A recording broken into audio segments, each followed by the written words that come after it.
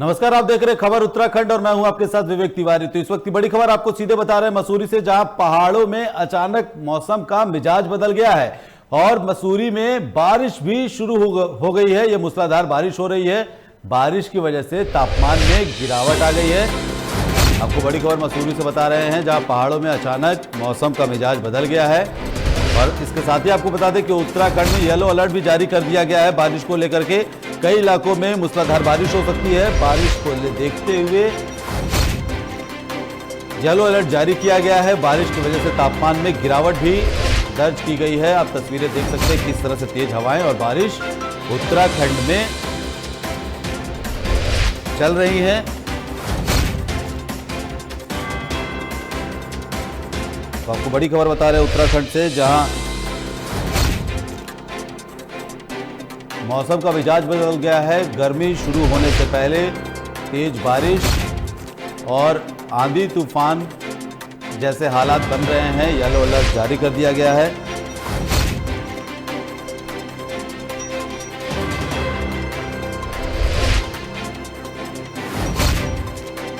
बड़ी खबर आपको बता रहे हैं मसूरी से, जहां मौसम विभाग के अनुसार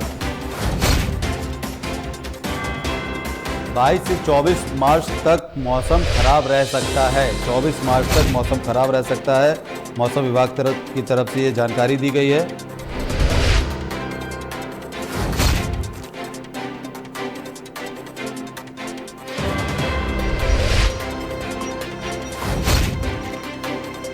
बारिश की वजह से तापमान में गिरावट भी दर्ज की गई है।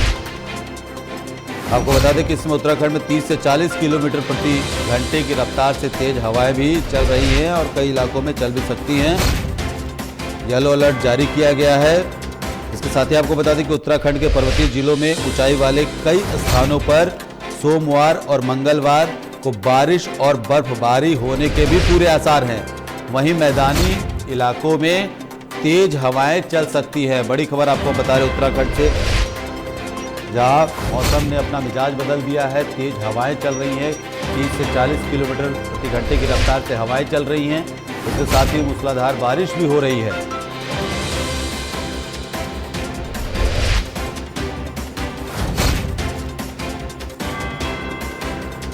चौबीस मार्च तक मौसम खराब रहने के अनुमान लगाए गए हैं मौसम विभाग की तरफ से।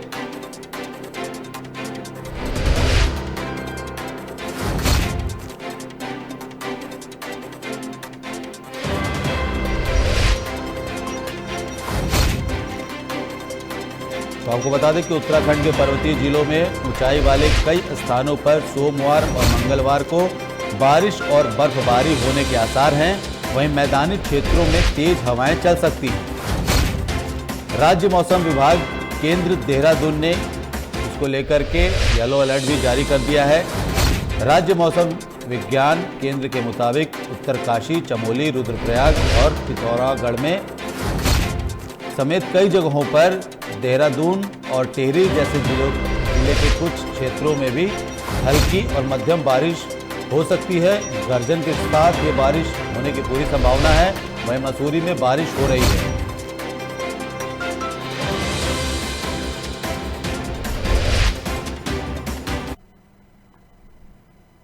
वहीं उत्तराखंड के सीएम तीरथ सिंह रावत की कोरोना रिपोर्ट पॉजिटिव आ गई है। इस बात की जानकारी खुद तीरथ सिंह रावत ने दी है। ट्वीट करके उन्होंने यह जानकारी दी। सीएम ने ट्वीट करते हुए लिखा कि मेरी कोरोना टेस्ट रिपोर्ट पॉजिटिव आई है। मैं ठीक हूं और मुझे कोई परेशानी नहीं है। डॉक्टर्स की निगरानी में मैंने स्वयं को आइसोलेट कर लिया है। आप में से जो भी लोग गत दिनों मेरे निकट या संपर्क में आए हैं, कृपया सावधानी बरतें और अपनी जांच करवाएं। तो आपको बता दें कि मुख्यमंत्री तीरथ सिंह रावत की रिपोर्ट कोरोना पॉजिटिव आई है, जिसके बाद वो आइसोलेट हो गए हैं। साथ ही उन्होंने ट्वीट कर इस बात की जानकारी दी। उन्होंने साथ ही लिखा कि मैं सबके स्वास्थ्य की कुशल रहने की कामना करता हूं।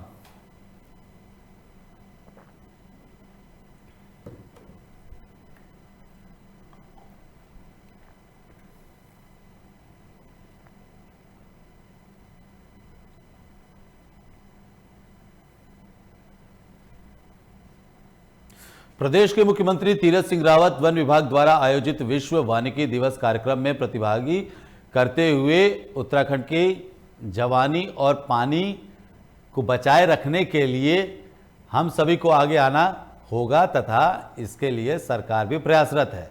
आमडंडा में आयोजित कार्यक्रम में शिरकत करने पहुंचे प्रदेश के मुख्यमंत्री तीरथ सिंह रावत ने वन और जन के बीच सामंजस्य बनाने पर जोर दिया है।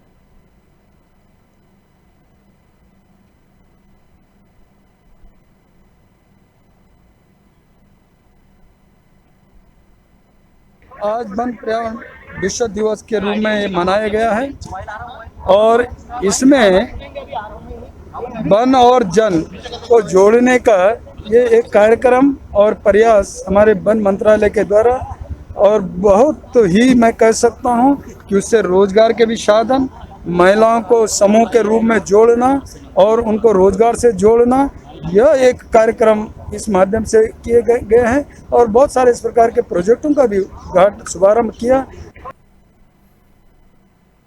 वहीं रुड़की के ढेंडरा में चुनाव नजदीक आते आते कांग्रेस को जनहित से जुड़े मुद्दे भी याद आने लगे हैं।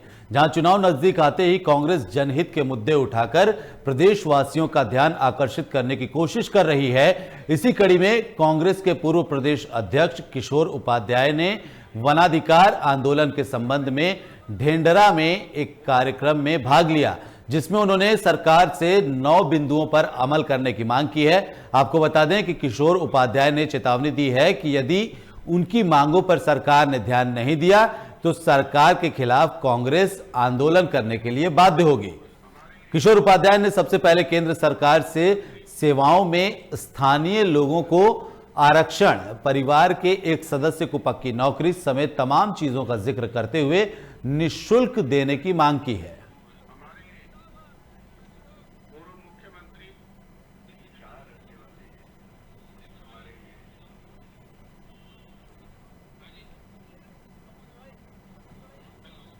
पर जो जंगलों में रहने वाले, जंगलों के नज़दीक रहने वाले और उत्तराखंड जैसे वनाच्छादित राज्य में रहने वाले लोग हैं, उनके अधिकारों की लड़ाई के लिए किशोर उपाध्याय जी ने मुहिम चलाई है। हम सोनिया जी ने इस मुहिम को कानून बना करके गति दी थी और किशोर उपाध्याय जी इस मुहिम को लेकर के उत्तराखंड में चल रहे हैं। मैं भी उनका साथ देने, बधाई देने आया हूँ। बड़ी लज्जाजनक बात है कि मुख्यमंत्री को हमारे बच्चों की, बेटियों की, बहनों की पहनावे पे कमेंट करना पड़ा। अरे राज्य के अंदर और भी गम हैं, ये फटी जीन आदि के सिवा, तो उन पर जरा बात करते हैं। कर रहा हूँ, हम तो ये कह रहे हैं कि जो कानून बना हुआ है, जो उत्तराखंड के लोगों का नहीं, जो जंगल के बीच में रहने वाले लोग हैं, जो जिनका जीवन जंगलों पर आधारित था, आपने उनका अधिकार जो है, उनका जीवन छीन लिया उनसे, उसको वापस किया जाए। जो 2006 का यूपीए गवर्नमेंट ने, सोनिया गांधी जी ने और मनमोहन सिंह जी ने जो कानून बनाया है, जो फॉरेस्ट राइट्स एक्ट है, वनाधिकार जो एक्ट है, उसको इस प्रदेश में लागू किया जाए। रुड़की पहुंचे उत्तराखंड के पूर्व मुख्यमंत्री हरीश रावत ने बुधवार को मीडिया कर्मियों पर हुए हमले की घोर निंदा करते हुए कहा कि जो आरोपी अभी तक पुलिस की पकड़ में नहीं आए, उनमें पुलिस की बड़ी लापरवाही मानी जाएगी। इसके लिए वो डीजीपी से बात करेंगे। साथ ही उन्होंने कहा कि उत्तराखंड में बदमाश खुलेआम घूम रहे हैं। कई दिन बीत जाने के बाद भी चौथे स्तंभ पर हमला करने वाले आरोपी अभी तक पुलिस की पकड़ में नहीं आ पाए। इस बात से ही साफ हो जाता है कि इस वक्त उत्तराखंड पुलिस कितनी सुस्त है। आज एक कार्यक्रम के दौरान रुड़की के ढेंडरा पहुंचे सूबे के पूर्व मुख्यमंत्री हरीश रावत ने पिछले 4 दिन पहले मीडिया कर्मियों पर कवरेज के दौरान हुए हमले पर उत्तराखंड पुलिस और सरकार पर कटाक्ष करते हुए यह बातें कही हैं। जब उत्तराखंड में मीडिया ही असुरक्षित है तो आम जनता का क्या होगा। उन्होंने कहा कि सरकार और पुलिस को इस घटना को लेकर सख्त कदम उठाने चाहिए और इस मामले को वो डीजीपी से भी मिलकर उनके सामने रखेंगे और डीजीपी तक पहुंचाएंगे इस मामले को।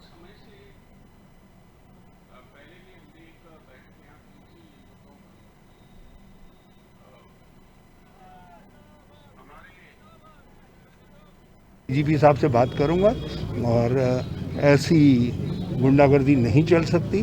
जो ही लोग हैं उनको दंडित किया जाना चाहिए।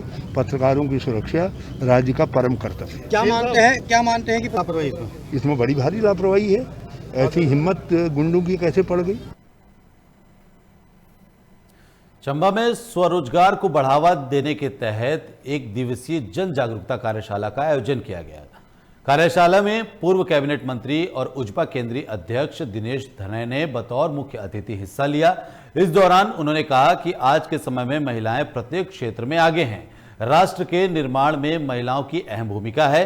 साथ ही दिनेश धनय ने कहा कि पहाड़ों से पलायन रोकना है तो पहाड़ी क्षेत्रों में लघु उद्योगों की स्थापना जरूरी है और जनता साथ देगी तो मेरी प्राथमिकता पलायन, रोजगार जैसे मुद्दों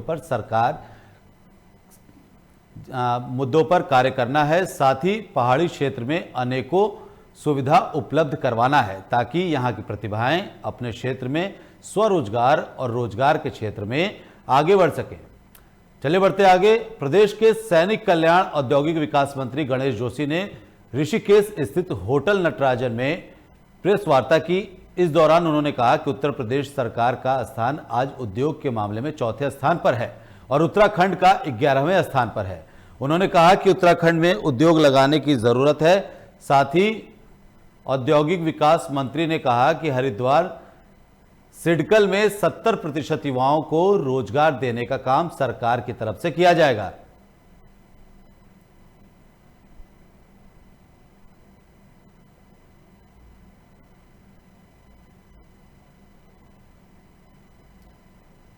तो आपको बता दें कि प्रदेश के सैनिक कल्याण औद्योगिक विकास मंत्री गणेश जोशी ने ऋषिकेश स्थित होटल नटराज में प्रेस वार्ता की। इस दौरान उन्होंने कहा कि उत्तर प्रदेश राज्य का स्थान आज उद्योग के मामले में चौथे स्थान पर है और उत्तराखंड का 11वें स्थान पर है। उन्होंने कहा कि उत्तराखंड में उद्योग लगाने की जरूरत है। साथ ही औद्योगिक विकास मंत्री ने हरिद्वार सिडकल में 70% युवाओं को रोजगार देने का काम सरकार की तरफ से किया जाएगा, ऐसा उन्होंने कहा है।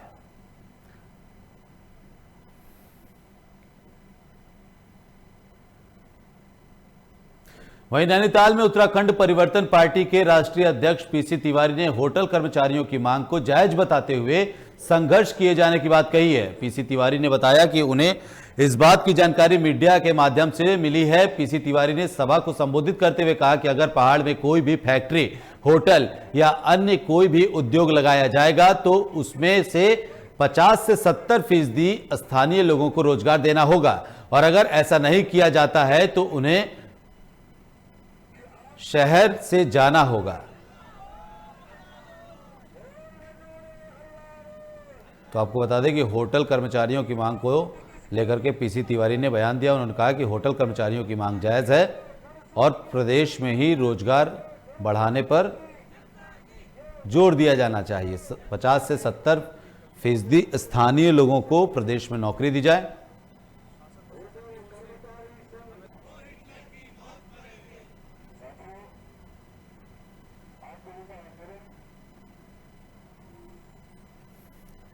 टेरी में तहसील सभागार नरेंद्र नगर में आयोजित गोष्ठी के दौरान आंगनबाड़ी कार्यकर्त्रियों ने ग्रामीण महिलाओं और घरेलू हिंसा से महिलाओं का संरक्षण अधिनियम 2005 की विस्तृत जानकारी दी गई।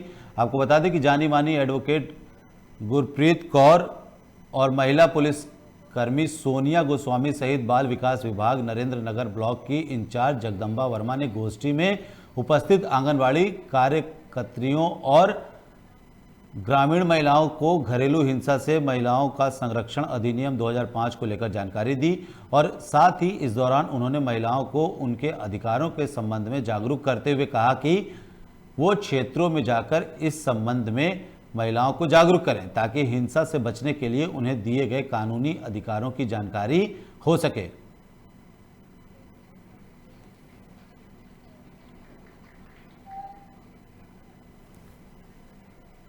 2005 में अधिनियम बना था और 2006 से लागू हुआ था। उसके बारे में जानकारी देने के लिए ये आयोजित किया गया है प्रोग्राम। तो इसमें इनको प्रोटेक्शन ऑफिसर्स के बारे में और यहाँ हमारे पुलिस मैम स्टेशन से भी मैडम आई हैं तो इन सबको यही जानकारी दी गई है कि इनको जो घरेलू इंसान से जो पीड़ित महिलाएं हैं उनको घर से बाहर कदम कैसे उठाना है कानूनन, उस बारे में इनको जानकारी दी गई। हिंसा से महिलाओं का संरक्षण अधिनियम 2005 में जो लागू हुआ था उसके बारे में वकील महोदया ने हमें समझाया। उन्होंने पहले छोटी छोटी जो समस्याएं उनको तो महिलाओं को आपस में पहले निपटना चाहिए, जब ज़्यादा ही कुछ हो जाए तो पहले TRF फॉर्म भरना है और जो कोई दिक्कत है तो थाने में जाके रिपोर्ट करानी है, उसी के बाद कोर्ट फॉर्म ले सकता है। तो वहीं रविवार को चमोली के नारायणबगड़ विकासखंड में 10वां केदार पंचखाली टैक्सी यूनियन की नई कार्यकारिणी का गठन पूर्व अध्यक्ष दरवान सिंह गुसाई की अध्यक्षता में संपन्न हुआ, जिसमें सर्वसम्मति से भगवती प्रसाद सती को अध्यक्ष, नरेंद्र सिंह रौतेला को उपाध्यक्ष, प्रेमचंद्र पुरोहित को सचिव, भवान सिंह रौतेला को कोषाध्यक्ष और दरवान सिंह गुसाई को संरक्षक चुना गया। इस मौके पर अध्यक्ष BP सती ने कहा कि नारायणबगड़ में कई निजी वाहनों से ग्रामीण सड़कों पर सवारियों को ढोया जा रहा है, जिसकी वजह से कमर्शियल वाहनों को नुकसान हो रहा है। उन्होंने कहा कि यूनियन ऐसे वाहनों पर कड़ी नजर रखी जाएगी और उनकी शिकायत प्रशासन से की जाएगी।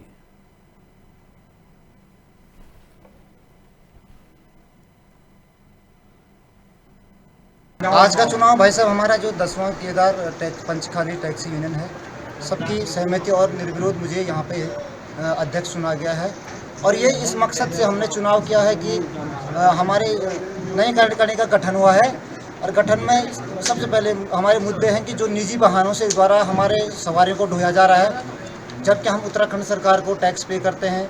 उसके बाद जितने भी चुनाव होते हैं, प्रधान से लेकर प्रधानमंत्री के चुनाव में हमारे सारा सहयोग प्रशासन शासन को रहता है। तो मेरा साफ संदेश जनता में यही है कि मैं सारे बंधुओं से अपने निवेदन करूंगा, जितने भी टैक्सी हमारी टैक्सी के अलावा जो निजी वाहन है वो अपने हमारी सवारियाँ ढो रहे हैं, तो ऐसा ना करके मैं नम्र निवेदन करता हूं कि हमें किसी पर इस प्रकार की कार्रवाई न करनी पड़े। आज की सुनवाई सिमली ग्वालदम राज्य राजमार्ग संख्या 11 के विस्तारीकरण एवं चौड़ीकरण के संबंध में जन सुनवाई नियत की गई थी, जो माननीय जिलाधिकारी महोदय के द्वारा भेजे गए पत्र के क्रम में हम लोगों ने जन सुनवाई का आयोजन किया गया था, जिसमें PRO से AE, JE और उनके अमीन ने प्रतिभाग किया।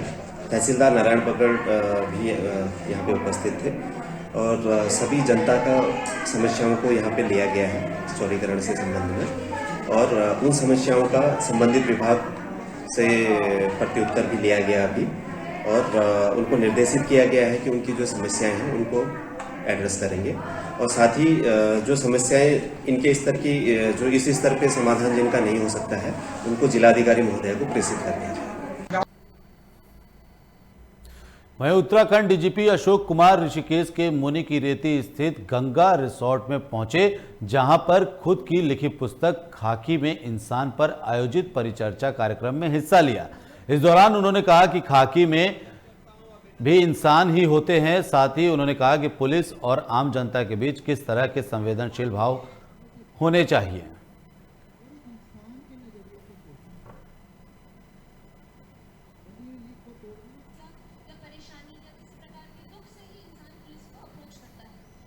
लोगों ने और कुछ आश्रम वालों ने मिलकर के जो मेरी पुस्तक है खाकी में इंसान, उस पर चर्चा रखी थी। बड़ी सार्थक चर्चा हुई और बहुत सारे महत्वपूर्ण सवालों पे विषयों पर चर्चा हुई। पुलिस में कैसे संवेदनशीलता बढ़ाई जाए, कैसे पीड़ित केंद्रित पुलिसिंग की जाए और क्या पुलिस में किस तरह के सुधारों की ज़रूरत है, उस सब पे बड़ी सार्थक चर्चा हुई। लोगों ने देहरादून के विकास नगर में स्थित वीर केसरी चंद्र राजकीय महाविद्यालय ने 7 दिवसीय NSS शिविर लगाया गया है। NSS शिविरों का मुख्य उद्देश्य है कि युवाओं में व्यक्तित्व विकास के साथ ही समाज सेवा की भावना पैदा किया जाए। इसी उद्देश्य के तहत विकास नगर के वीर केसरी चंद्र राजकीय महाविद्यालय में 7 दिवसीय शिविर प्राथमिक विद्यालय डाक पत्थर में शुभारंभ हुआ है।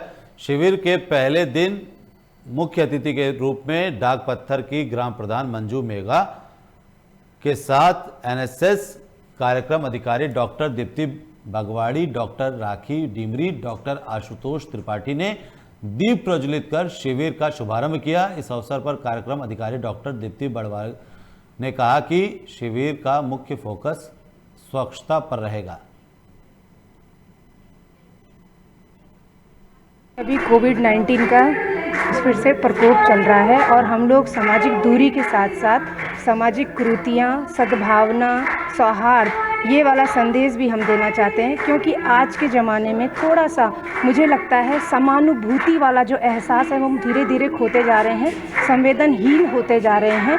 मैं अपने एनएसएस के स्वयंसेवियों को यही समझाना चाहूँगी कि स्वच्छता तो ठीक है, ये हमें अपनाना ही है जीवन में भी और समाज में भी, लेकिन साथ ही सहानुभूति और समानुभूति ये वाला आचरण भी हमें जीवन में अपनाना बहुत ज़रूरी है। इसमें हमारा मुख्य उद्देश्य यही है कि बच्चे कुछ अच्छी चीज़ सीख के जाएँ, ताकि हम एकजुट होकर काम कर सकें अपने देश के लिए, कि क्या क्या हमारे देश में बुराइयां हैं, कुरीतियां हैं, उस चीज़ को दूर करने के लिए। और हम अब बच्चों का डेवलपमेंट करना चाहते हैं कि किस वे में वो अच्छा कर सकता है।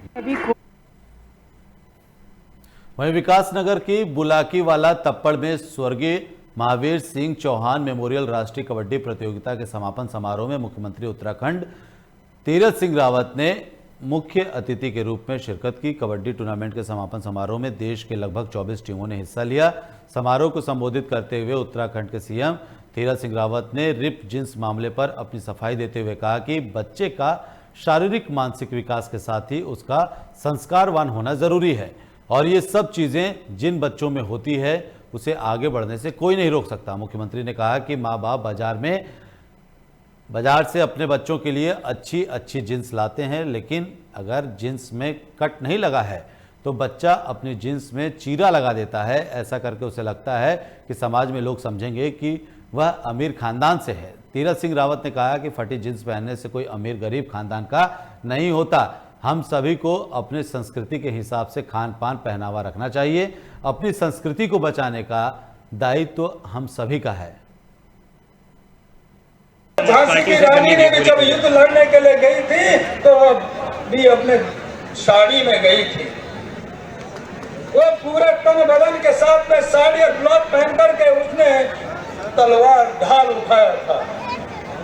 मित्रों, बहनों, भाइयों, तो आज मैंने कहा कि हमारे माँ बाप हमारे लिए जींस लेते हैं, घंटाघर के बाजार में जाते हैं, पटन बाजार में जाते हैं, और 4,000 और 10,000 की जब जींस लेते हैं तो पहले तो देखते हैं कि कितने चीरे उस पर लगे हुए।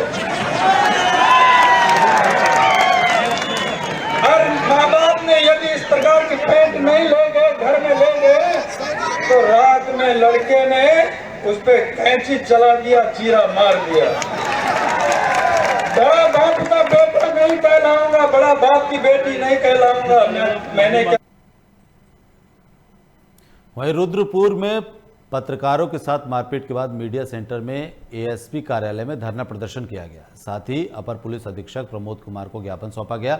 आपको बता दें कि बीते रोज रुद्रपुर उधम सिंह नगर स्थित सिडकल पुलिस चौकी में कवरेज करने गए वरिष्ठ पत्रकार भरत शाह को पुलिस की मौजूदगी में मारपीट कर जान से मारने की धमकी दी गई थी। बताया जा रहा है कि इस संबंध में चौकी पुलिस को तहरीर देने की कोशिश की गई तो उन्हें और उनके समर्थन में आए पत्रकार साथियों को लाठी के बल पर पुलिस ने भगा दिया और मेडिकल कराने के बावजूद मुकदमा दर्ज नहीं किया गया।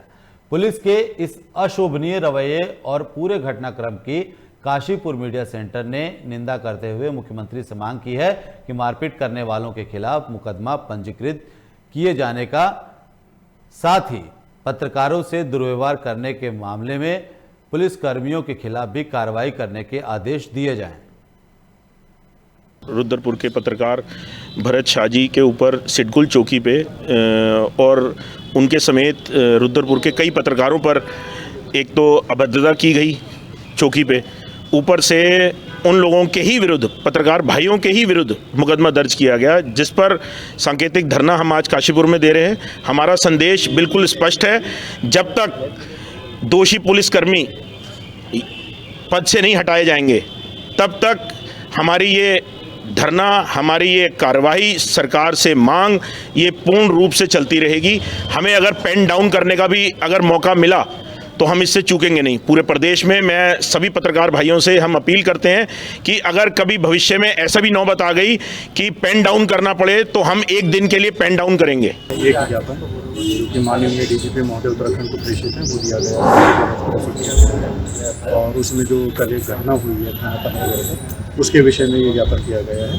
तो मेरा यही आग्रह भी है और अनुरोध भी है और आपका जो ज्ञापन दिया गया है उसके माध्यम से उसको जल्द ही डीजीपी महोदय को प्रेषित किया जाएगा और जो भी विधि सम्मत कार्रवाई उसमें अधिकारियों के निर्देश अनुसार।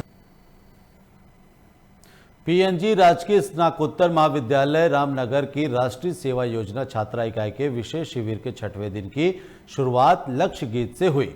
विश्व जल दिवस के अवसर पर छात्रों को जल के विवेकपूर्ण उपयोग और जल बचाने की शपथ दिलाई गई। सचिव इको क्लब के सदस्य डॉक्टर DN जोशी ने स्वयंसेवियों को जल की महत्वता, जल उपलब्धता, घटते जल स्रोतों और जल संचय के लिए लोगों को जागरूक करने की अपील की। इसके बाद स्वयंसेवियों ने कार्यक्रम अधिकारी डॉक्टर अभिलाषा कन्नौजिया और डॉक्टर कुसुम गुप्ता के नेतृत्व में जल संरक्षण जन जागरूकता रैली निकालकर नगर भ्रमण किया। क्योंकि हम जल ही जीवन है तो उसी पे हमने आज ये रैली निकाली और हमारा 7 दिन का काम चल रहा है NSS का। तो उसमें हमें यही बताया गया कि हम अपने इन पर्यावरण को कैसे शुद्ध कर सकते हैं, कैसे बचा सकते हैं। और क्योंकि आज हम ही आने वाले समय का भविष्य हैं, अगर हम ही अपने टाइम का सदुपयोग नहीं करेंगे तो फिर आगे क्या सीख मिलेगी लोगों को। तो हम उनको यही बता रहे हैं कि जल जीवन है तो जल को शुद्ध कैसे रखा जाए, उसकी बचत कैसे करनी है, पेड़ों का महत्व, जल का महत्व, क्योंकि इन्हीं से जीवन है आगे। राष्ट्रीय सेवा योजना का शिविर रामनगर में चल रहा है और गर्ल्स यूनिट का कैंप भी चल रहा है।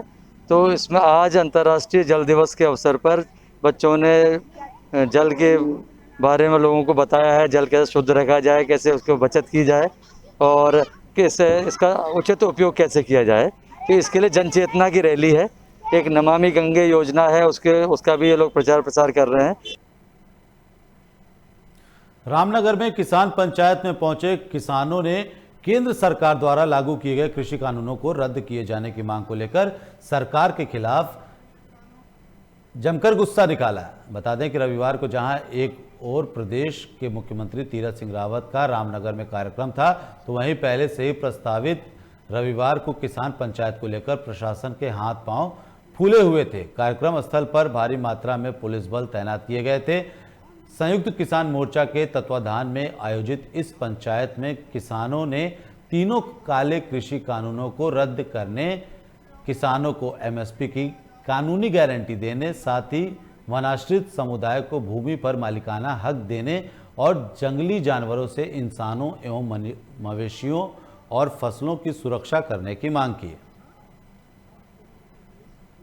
आज हम जो यहाँ पर महापंचायत कर रहे हैं उत्तराखंड के रामनगर में, ये मोदी सरकार को ये संदेश है कि जो बोलते थे कि ये आंदोलन सिर्फ पंजाब का आंदोलन है, अब ये आंदोलन पूरे देश में फैल चुका है।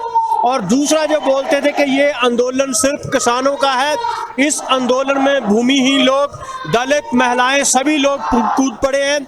क्योंकि जो 3 कृषि कानून हैं ये तिहरे कत्लकांड की साजिश है, जो किसान, मजदूर और ग्राहक का कत्ल कर देगी और सारी खेती और खुराक को टाटा, बिरला, अंबानी, अडानी जो बड़े कारपोरेट उनके हाथ में सौंप देगी। तो उनके खिलाफ फिलहाल खबर उत्तराखंड में इतना ही। देश और दुनिया की तमाम बड़ी खबरों को देखने के लिए आप देखते रहिए लोकमंच न्यूज। नमस्कार।